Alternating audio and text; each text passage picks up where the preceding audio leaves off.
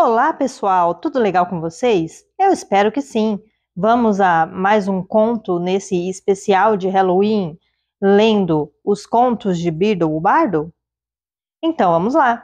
Antes da gente continuar, não se esqueça de se inscrever aqui no canal e de deixar o seu like, pois isso me ajuda e me incentiva a trazer mais conteúdo aqui para esse canal, ok? Bom, o conto dessa vez é A Fonte da Sorte. A Fonte da Sorte. No alto de um morro, em um jardim encantado, envolto por muros altos e protegido por poderosa magia, jorrava a Fonte da Sorte. Uma vez por ano, entre o nascer e o pôr do sol do dia mais longo do ano, um único infeliz recebia a oportunidade de competir para chegar à fonte, banhar-se em suas águas e ter sorte a vida inteira. No dia aprazado, centenas de pessoas viajavam de todo o reino para chegar ao jardim antes do alvorecer. Homens e mulheres, ricos e pobres, jovens e velhos, dotados ou não de poderes mágicos, reuniam-se no escuro, cada qual na esperança de ser o escolhido para entrar no jardim. 3 bruxas, com seus problemas e preocupações, encontraram-se nas cercanias da multidão e contaram umas às outras suas tristezas enquanto esperavam o sol nascer. A primeira, cujo nome era Asha, sofria de uma doença que nenhum curandeiro conseguia eliminar. Ela esperava que a fonte fizesse desaparecer os seus sintomas e lhe concedesse uma vida longa e feliz. A segunda, cujo nome era Alteda, tivera sua casa, seu ouro e sua varinha roubados por um bruxo malvado. Ela esperava que a fonte a aliviasse de sua fraqueza e pobreza. A terceira, cujo nome era Amata, fora abandonada por um homem a quem amava profundamente e acreditava que seu coração partido jamais se recuperaria. Esperava que a fonte aliviasse sua dor e saudade. Apiedando-se uma das outras, as 3 mulheres concordaram que, se lhes coubesse a chance, elas se uniriam e tentariam chegar à fonte juntas. O primeiro raio de sol rasgou o céu e uma fresta se abriu no muro. A multidão avançou, cada pessoa exigindo aos gritos a bênção da fonte. Plantas rastejantes do interior do jardim serpearam pela massa ansiosa e se enrolaram na primeira bruxa, Asha. Ela agarrou o pulso da segunda bruxa, Alteda, que segurou com força as vestes da terceira bruxa, Amata. E Amata se enredou na armadura de um cavaleiro de triste figura que montava um cavalo esquelético. As plantas rastejantes puxaram as 3 bruxas pela fresta do muro e o cavaleiro foi derrubado do seu guinete atrás delas. Os gritos furiosos da multidão desapontada se ergueram ao ar matinal e silenciaram quando os muros do jardim se fecharam mais uma vez. Asha e Alteda se zangaram com Amata, que acidentalmente trouxera junto o cavaleiro. Apenas um pode se banhar na fonte.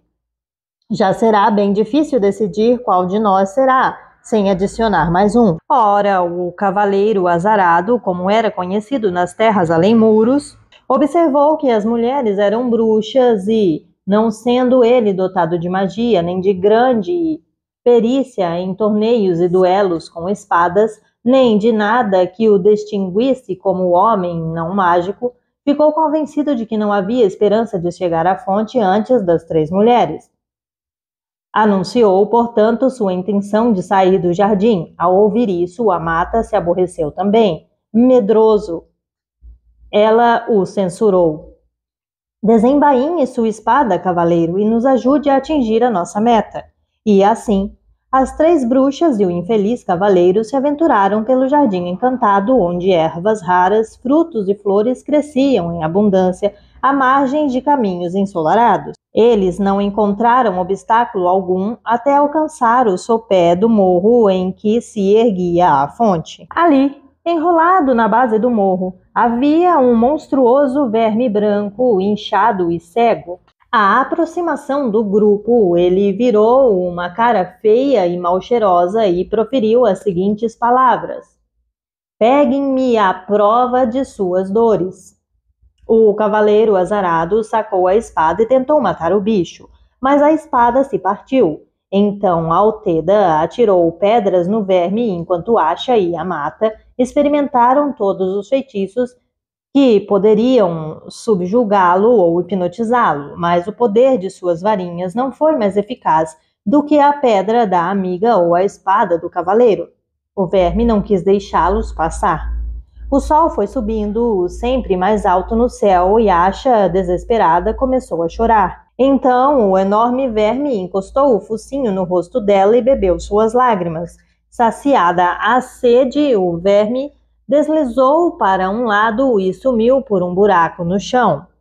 Exultantes com o sumiço do verme, as 3 bruxas e o cavaleiro começaram a subir o morro, certos de que chegariam à fonte antes do meio-dia. A meio caminho da subida íngreme, porém, eles encontraram palavras gravadas no chão.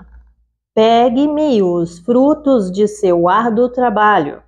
O cavaleiro azarado apanhou a sua única moeda e colocou-a na encosta relvada, mas ela rolou para longe e se perdeu. As 3 bruxas e o cavaleiro continuaram a subir e, embora tivessem andado durante horas, não avançaram um único passo.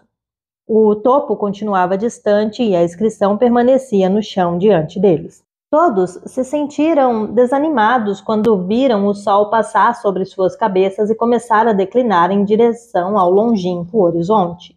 Mas Altheda andou mais rápido e, empenhando mais esforço do que os demais, estimulava-os a seguir seu exemplo, embora tampouco avançasse na subida do morro encantado. Coragem, amigos, não fraquejem, gritava ela, enxugando o suor do rosto. À medida que as gotas caíam cintilantes na terra, a inscrição que bloqueava o caminho desaparecia, e eles descobriram que podiam prosseguir. Encantados com a remoção do segundo obstáculo, correram para o alto o mais rápido que puderam até que, por fim, avistaram a fonte, refulgindo cristalina em meio a árvores e flores. Antes de alcançá-la, no entanto, encontraram, barrando o seu caminho, um riacho que circundava o topo do morro. No fundo da água transparente havia uma pedra lisa com as seguintes palavras: pegue-me o tesouro do seu passado. O cavaleiro azarado tentou atravessar o curso d'água flutuando sobre seu escudo, mas afundou. As 3 bruxas o tiraram de dentro do riacho e tentaram saltar por cima da água, mas o riacho não as deixou atravessar, e todo o tempo o sol ia baixando pelo céu. Eles começaram então a refletir sobre o significado da mensagem na pedra. E Amata foi a primeira a compreendê-la. Apanhando a varinha,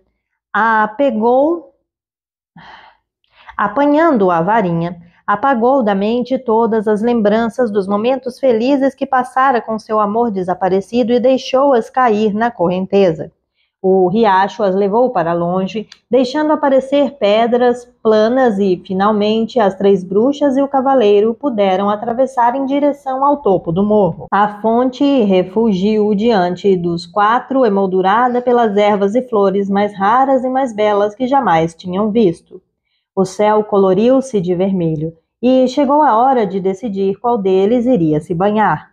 Antes, porém, que chegassem a uma conclusão, a franzina Asha tombou no chão, exausta com o esforço da subida. Estava à beira da morte.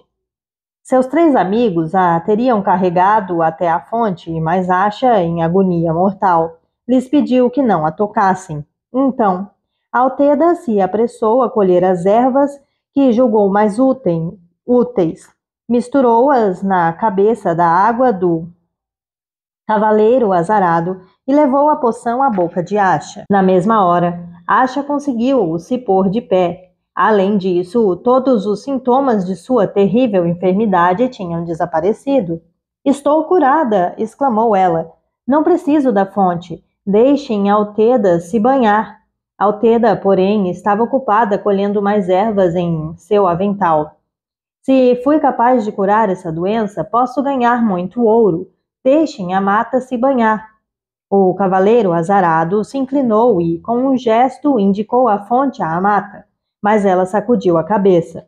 O riacho tinha levado todos os seus desapontamentos de amor e ela percebia agora que o antigo amado fora insensível e infiel e que era uma grande felicidade ter se livrado dele. Bom, cavaleiro, o senhor deve se banhar em recompensa por toda a sua nobreza, disse ela ao cavaleiro azarado. Então, ele avançou a armadura, tinindo aos últimos raios do sol poente e se banhou na fonte da sorte. Admirado por ter sido escolhido entre centenas de outros e atordoado com a sua inacreditável fortuna. Quando o sol se pôs no horizonte, o cavaleiro azarado se ergueu das águas, sentindo-se glorioso com o seu triunfo, e se atirou, ainda vestindo a armadura enferrujada, aos pés de Amata, a mulher mais bondosa e bela que já contemplara. Alvoroçado com o sucesso, pediu sua mão e seu coração, e Amata, não menos feliz, percebeu que encontrara um homem que merecia os dois. As três bruxas e o cavaleiro desceram o morro juntos, de braços dados, e os quatro levaram vidas longas e venturosas, sem jamais saber nem suspeitar que as águas da fonte não possuíam encanto algum. Comentários de Alvo Dumbledore sobre a Fonte da Sorte. A Fonte da Sorte é um eterno favorito, tanto assim que foi tema da única tentativa de introduzir uma pantomima de Natal nos festejos de Hogwarts. O nosso mestre de herbologia à época, professor Herbert Beery, um entusiástico aficionado do teatro amador, propôs uma adaptação dessa muito apreciada história infantil como uma surpresa especial de Natal para colegas e alunos. Eu era então um jovem professor de transfiguração e Herbert me encarregou dos efeitos especiais que incluíam providenciar uma fonte da sorte que funcionasse. 1. Essa parte é são as notas de rodapé, ok? 1. O professor Beery, mais tarde, deixou Hogwarts para ensinar na ABAD, Academia Bruxa de Arte Dramática, onde confessou-me, certa vez, ter forte aversão por encenar essa história por acreditá-la azarada. Que funcionasse plenamente e a miniatura de um morro coberto de vegetação que as nossas três heroínas e o nosso herói pareceriam escalar enquanto a fonte afundaria lentamente no palco e desapareceria de vista. Creio poder afirmar, sem vaidade, que tanto a minha fonte quanto o meu morro desempenharam satisfatoriamente os papéis que lhe cabiam. O mesmo não se pode dizer, no entanto, do restante do elenco, esquecendo-se por instantes as acrobacias do gigantesco verme arranjado pelos nossos professores de teatro das criaturas mágicas, Silvano Kettleburn. O elemento humano se mostrou desastroso para o espetáculo. O professor Beery, em função do diretor, esteve perigosamente desatento à complexidade de emoções que fervilhavam sob o seu próprio nariz. Mal sabia ele que os alunos que protagonizavam a Mata e o Cavaleiro Azarado tinham sido namorados até uma hora antes de subir a cortina do palco, momento em que o Cavaleiro Azarado transferiu suas afeições para Asha. Basta dizer que os nossos aspirantes à sorte nunca chegaram no alto do morro. A cortina nem bem subira quando o verme do professor Kettleburn, que hoje sabemos ter sido um cinzal, engurgitado por um feitiço, explodiu em uma chuva de faíscas e poeira, enchendo o salão principal de fumaça e fragmentos do cenário, enquanto os enormes ovos incandescentes que o bicho pusera ao pé do meu morro incendiavam as tábuas do soalho. A Mata e a Asha se hostilizavam e duelavam com tanta ferocidade que o professor Beery foi apanhado no fogo cruzado e o corpo docente precisou evacuar o salão, pois as labaredas que então devastavam o palco ameaçavam engolfar o auditório. O espetáculo da noite terminou com uma ala hospitalar lotada. Passaram-se muitos meses até o salão principal perder o cheiro acre de fumaça de madeira e outros tantos para a cabeça do professor Bill e retomar as proporções normais e o professor Kettleburn deixar de lecionar sob observação. 2. Vejam Animais Fantásticos e Onde Habitam para uma descrição conclusiva deste curioso bicho. Jamais deveria ser intencionalmente introduzido em um salão com painéis de madeira, nem receber um feitiço de engurgitamento. O diretor Armando Dippet impôs uma proibição a futuras pantomimas, uma orgulhosa tradição antiteatral que Hogwarts mantém até hoje. Apesar do nosso fiasco dramático, a fonte da sorte é provavelmente o conto de Beedle mais popular, embora, tal como acontece com o bruxo e o caldeirão saltitante, tenha seus detratores, mas um pai de alunos já exigiu a retirada desse conto da biblioteca de Hogwarts, inclusive, por coincidência, um descendente do bruto Malfoy e antigo membro da diretoria de Hogwarts, o Sr. Lúcio Malfoy. O conselheiro apresentou por escrito sua exigência de que a história fosse proibida. 3. O professor Kettleburn sobreviveu a nada menos que 62 trimestres sob observação durante o tempo em que ocupou o cargo de professor de trato das criaturas mágicas. Suas relações com o meu predecessor em Hogwarts, o professor Dippet, sempre foram tensas, pois este o considerava meio irresponsável. Na época em que me tornei diretor, no entanto, o professor Kettleburn já se acalmara consideravelmente, embora sempre houvesse alguém a comentar com cinismo que, restando-lhe apenas um meio dos membros que nascera, ele era forçado a levar a vida menos ativamente. Agora, o que o Lúcio apresentou por escrito. Qualquer obra de ficção ou não ficção que retrate a miscigenação de bruxos e trouxas deve ser banida das estantes de Hogwarts. Não quero que o meu filho seja influenciado a macular a pureza de sua linhagem, lendo histórias que promovam casamentos entre bruxos e trouxas. A minha recusa em retirar o livro da biblioteca foi apoiada pela maioria dos membros do conselho diretor de Hogwarts. Em resposta, escrevi ao Sr. Malfoy explicando minha decisão. As famílias de sangue supostamente puro mantêm a sua alegada pureza, excluindo os trouxas ou filhos de trouxas de suas árvores genealógicas, deserdando-os ou mentindo sobre sua pureza.